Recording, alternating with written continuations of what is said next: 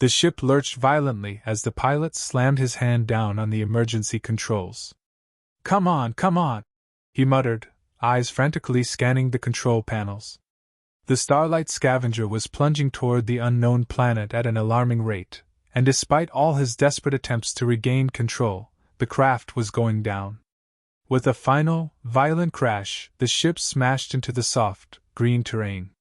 The pilot was thrown forward, his seatbelt useless and stopping his momentum. He grunted, shaken but somehow unharmed. The cockpit was dark, the only sound the low hum of failing systems. Great. Just great, he groaned, rubbing his face. He had no idea where he was or how far from civilization he'd crash-landed. What he did know was that his food stash was gone, and there was no way he'd survive out here without figuring out how to fix the ship. After a few minutes of sitting in the wreckage, he unbuckled himself and clambered out of the pilot's seat. The door groaned as he forced it open, revealing a lush, alien landscape outside. Tall trees, strange purple flowers, and bizarre creatures he didn't recognize filled the horizon. He stepped out of the ship and immediately wished he hadn't. His feet sank into the soft soil, and he tripped, sprawling face first into a thick patch of grass. Spitting dirt from his mouth, he got up, brushing himself off. This just keeps getting better, he muttered. Then he saw them. A dozen towering women stood on the edge of the clearing, their statuesque forms outlined by the rising sun.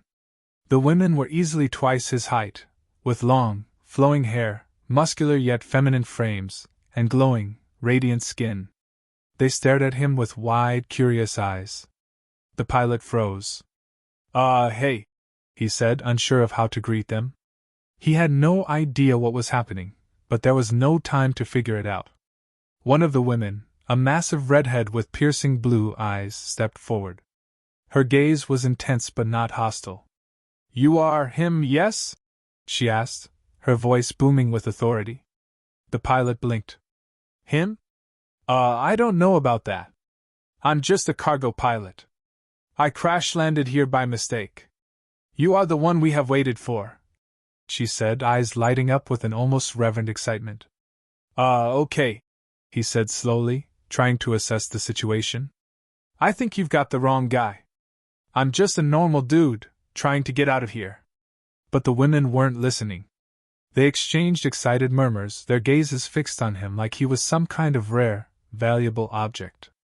The redhead approached him, her towering presence making him feel even smaller. She knelt down to meet his eyes, grinning from ear to ear. You are the chosen one. The one who will father our children.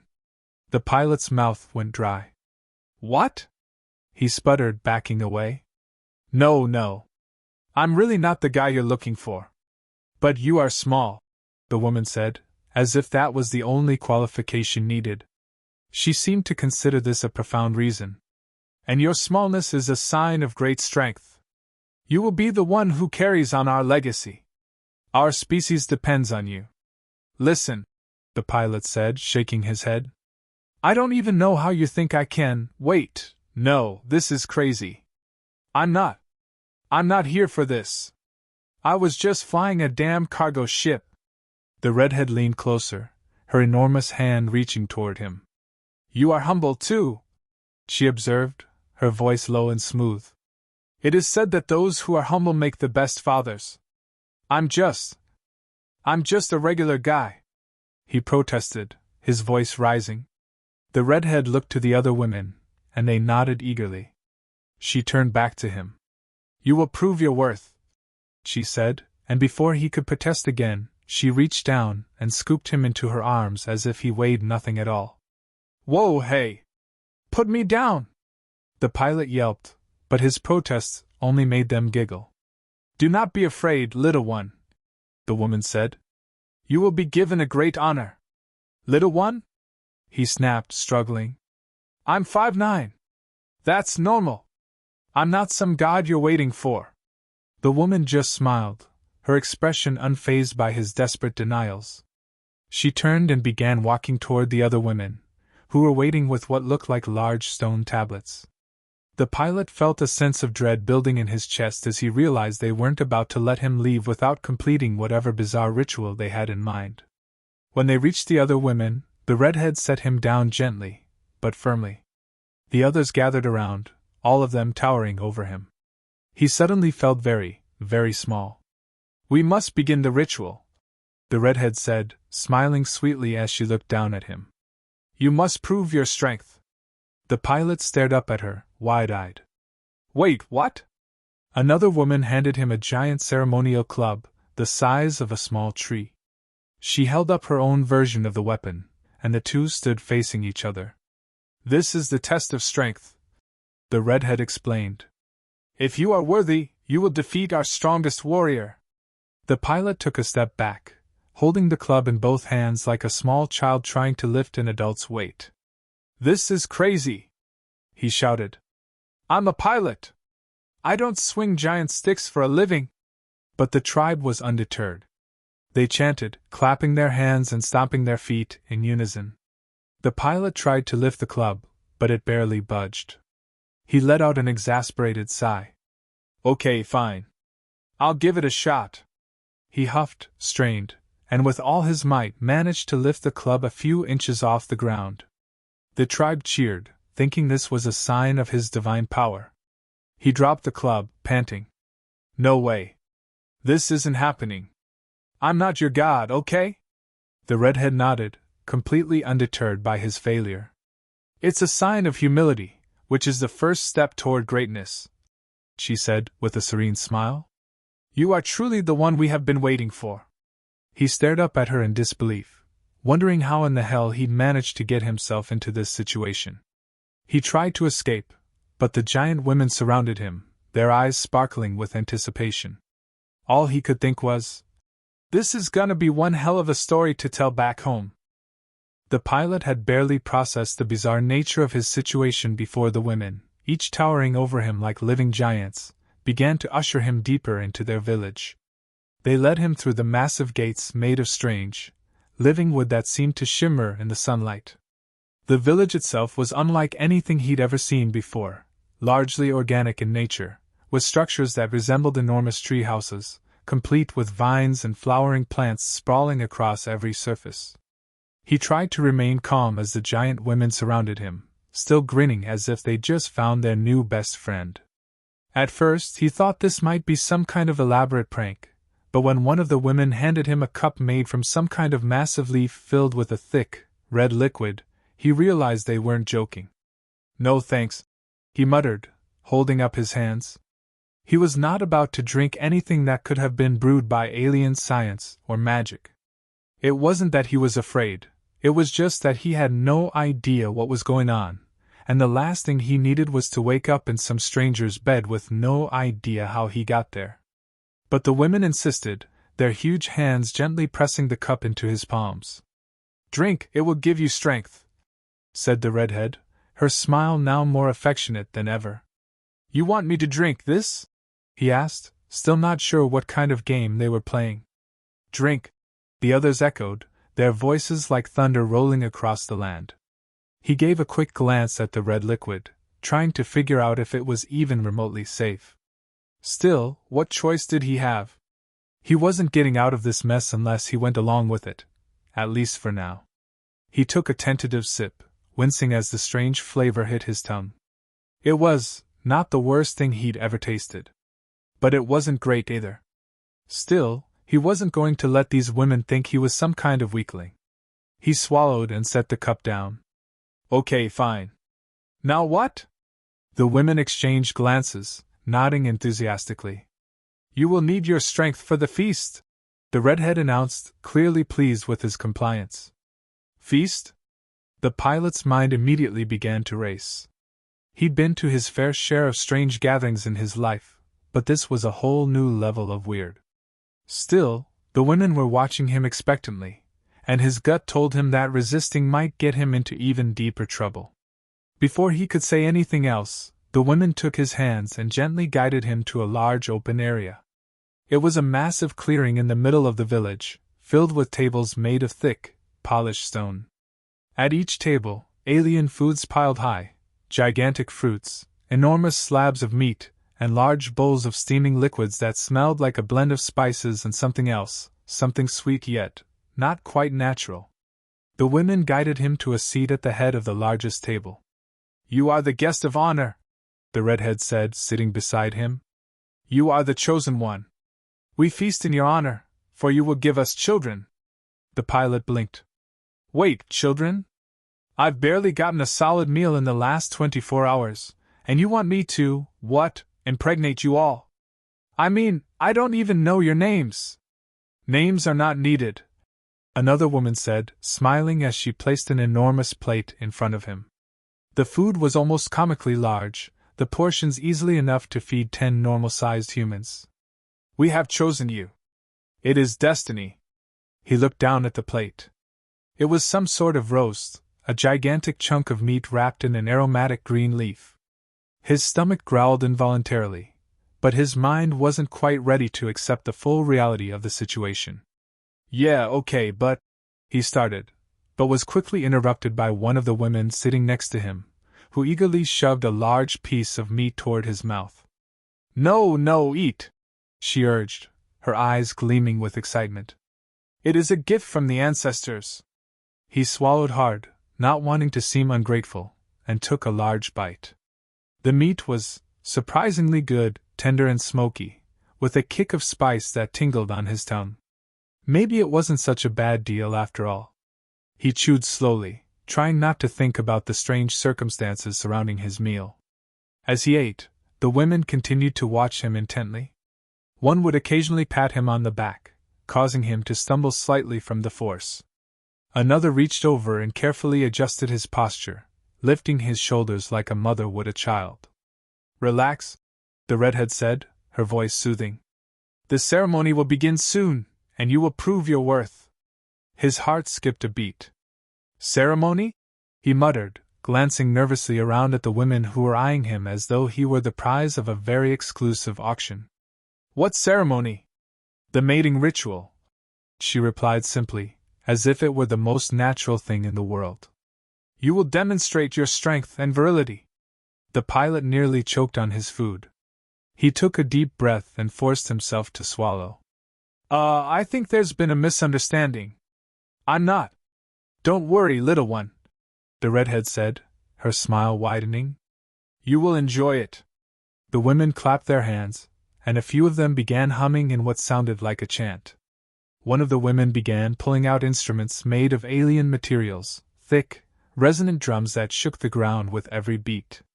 Another woman began weaving something in the air, making motions with her hands as though she were casting some kind of spell. The pilot had no idea what was happening anymore.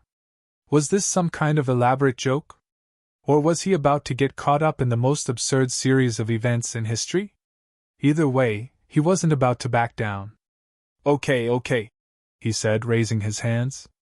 "If this is some sort of contest, I'll go along with it. But just know, I'm not that great at this whole God thing you're thinking." The women laughed in unison, a sound that vibrated through the air like a wave. "You will find out soon enough," one of them said with a wink, her massive hand resting on his shoulder. The pilot glanced around, wondering if there was any way out of this, but the surrounding crowd of women only seemed more eager with every passing moment. His gut told him there was no turning back now. He just hoped he could survive whatever weird ritual they had in store for him. As he finished his meal, he realized something. He might have just become the unwilling centerpiece of a very strange, very large-scale matchmaking ceremony, and there was no way he was going to walk away unscathed. The pilot barely had time to process the absurdity of his situation when the ground beneath him began to tremble. The women around him were laughing, clapping, and chanting, their voices carrying through the air with an intensity that sent a shiver down his spine. It wasn't like anything he had ever heard before, a mix of rhythmic drumming, alien harmonies, and voices that sounded like a chorus of angels, or perhaps something more dangerous. His hands were still sticky from the feast, his stomach now bloated with an overwhelming amount of food, but that didn't seem to be the focus anymore. He turned his head slowly, his heart racing, as the crowd began to part. The women were making room for someone, who was about to enter the ritual. The pilot swallowed nervously as the towering figure emerged from the shadows of the trees. It was a giant, even taller than the women surrounding him, with skin that shimmered a pale gold and eyes that gleamed with a power he could barely comprehend. The woman was dressed in ornate clothing, made from what appeared to be shimmering silk-like fabric woven with strange metallic threads. She moved with a grace that defied her size, each step measured and deliberate, sending ripples through the ground beneath her. Who is that?" the pilot stammered, feeling his throat dry up as the figure approached.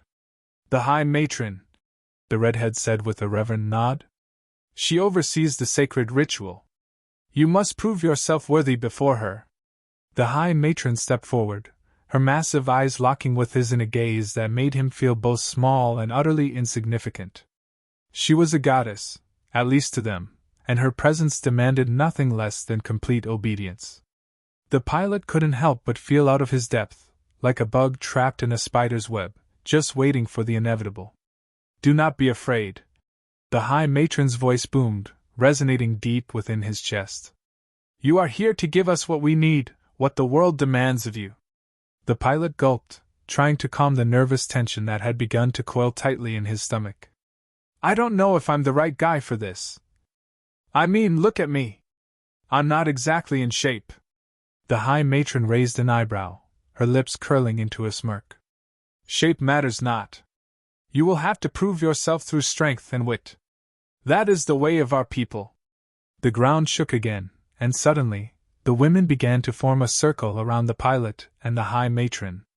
He could feel their eyes upon him, each gaze heavy with expectation. The air grew thick, heavy with tension, as if the very atmosphere was holding its breath. Before he could say anything else, the High Matron raised her hand, and the crowd fell silent. Her voice rang out, commanding attention. "Let the trial of the fertility god begin," she declared. The pilot's eyes widened as one of the women handed him a massive club, at least 3 times the size of anything he'd ever held in his life. The women began to chant again, this time in a language he couldn't even begin to comprehend. They formed a perimeter around him and the High Matron, their chants rising into a frenzy. What am I supposed to do with this?" he asked, glancing at the giant weapon in his hands. The redhead smiled knowingly, her voice warm with encouragement. "You will need to show your strength. Strike the ground with the club, and the earth will speak to you." "Great," he muttered, still unsure of how this would go.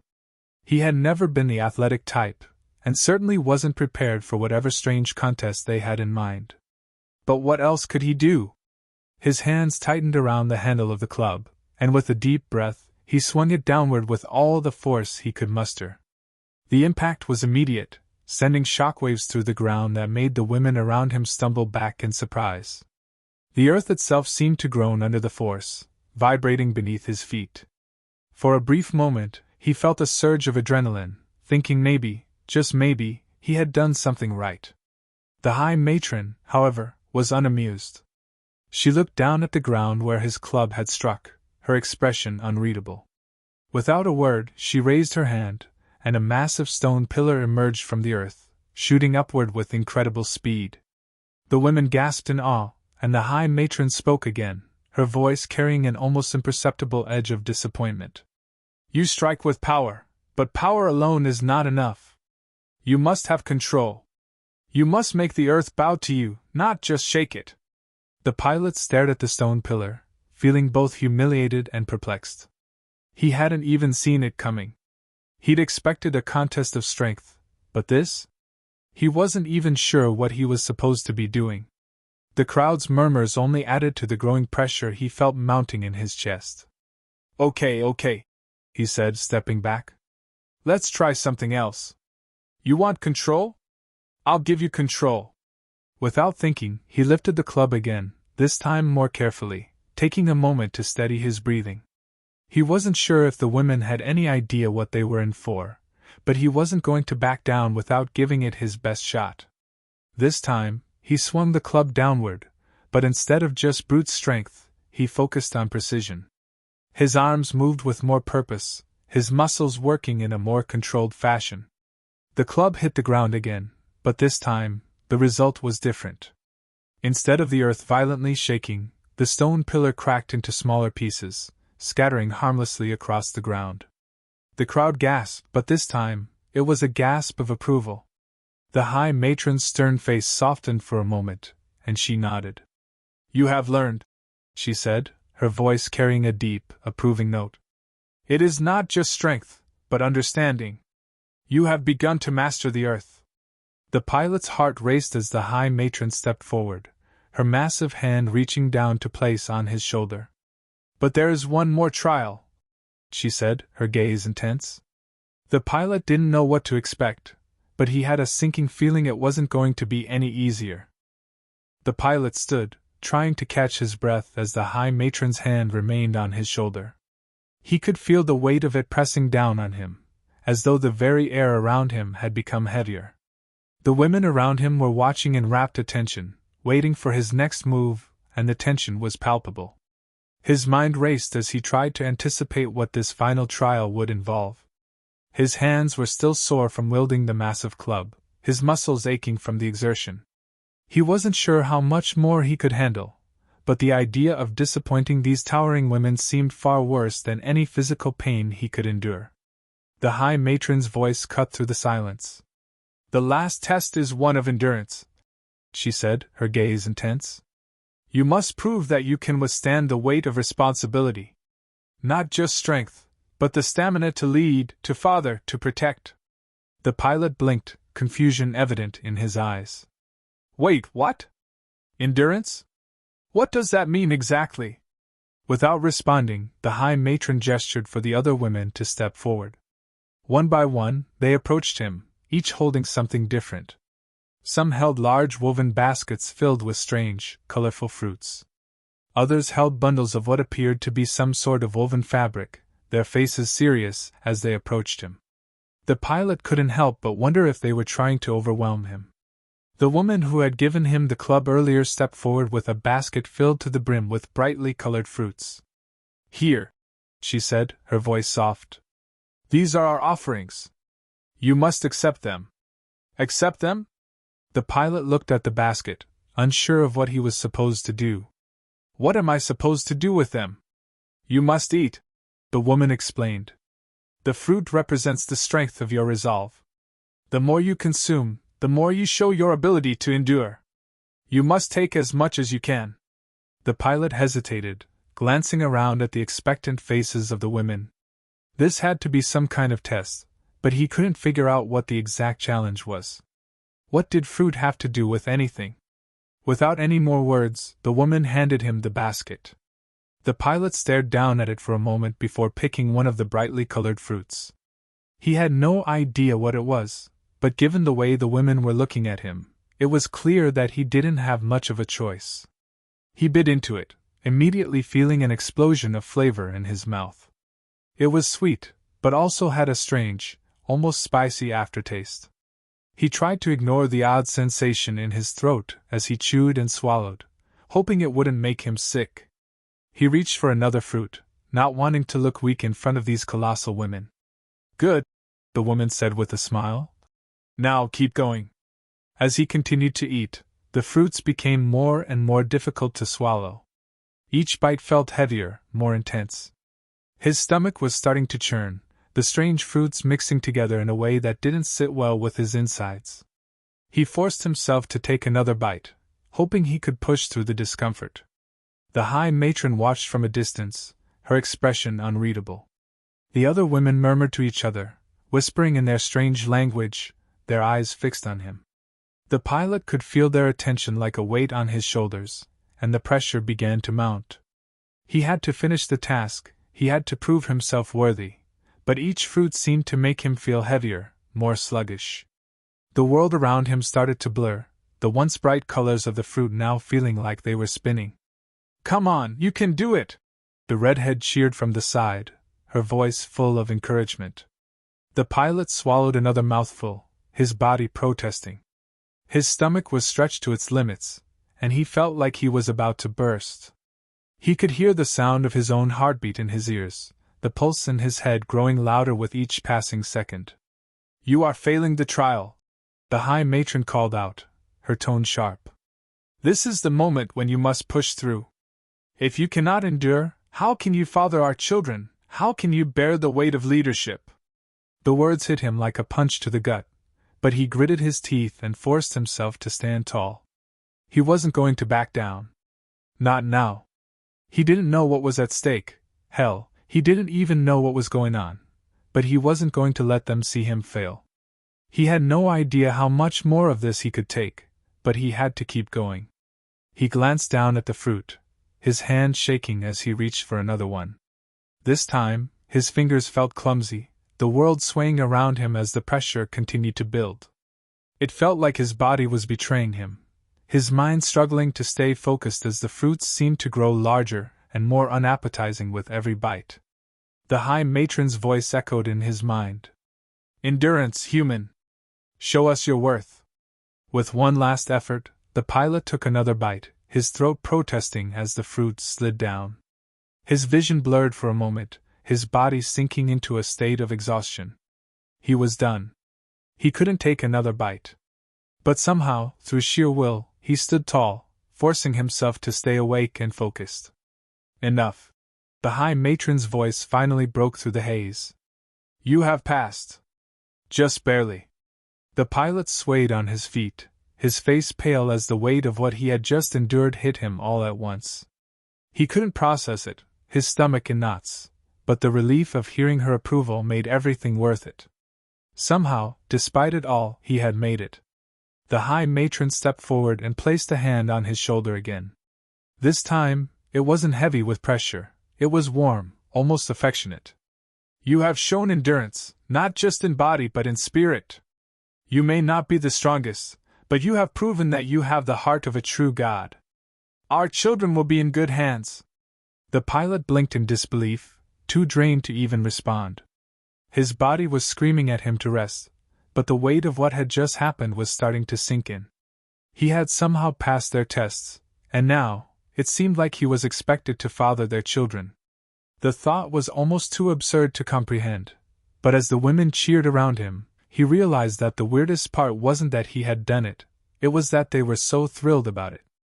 And then, in the distance, he saw the first few women making their way toward him, their eyes filled with desire. The pilot could only stare, his mind still reeling from everything that had just transpired. Whatever this world was, it was beyond anything he had ever imagined. And it looked like he was about to be stuck in it for the foreseeable future.